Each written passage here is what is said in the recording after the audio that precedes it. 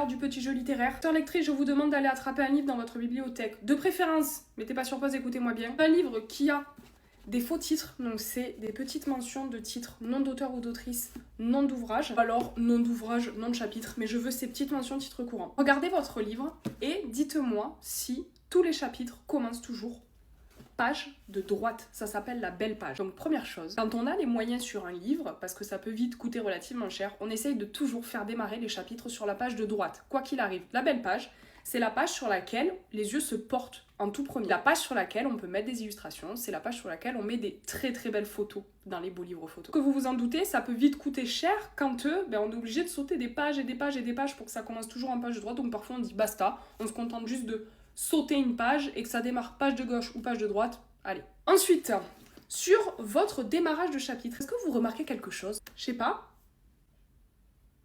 Sur chaque fin de chapitre, sur la dernière page de votre chapitre, vous n'avez jamais de folio, de numéro de page. Et sur la première page de votre nouveau chapitre, vous n'avez jamais de titre courant. Ne demandez pas pourquoi, c'est une règle, c'est comme ça. Ça, messieurs, dames, qu'est-ce que c'est? C'est une lettrine. La lettrine, c'est la mise en avant de la première lettre de votre chapitre. Parfois, vous retrouvez des mots entiers. C'est très rare. Là, en fonction des maisons d'édition, la règle peut changer. S'il y a une apostrophe, l'apostrophe peut être en lettrine. C'est pas très commun. S'il y a un quadratin, donc on commence le chapitre par un dialogue, généralement on met un demi-quadratin parce que vous imaginez un quadratin sur une lettrine, on se retrouve avec un patasse comme ça. Pareil sur le guillemet ouvrant, parfois il y en a qui le mettent en lettrine, parfois il y en a qui ne le mettent pas. N'oubliez pas de me donner les spécificités de votre livre dans les commentaires.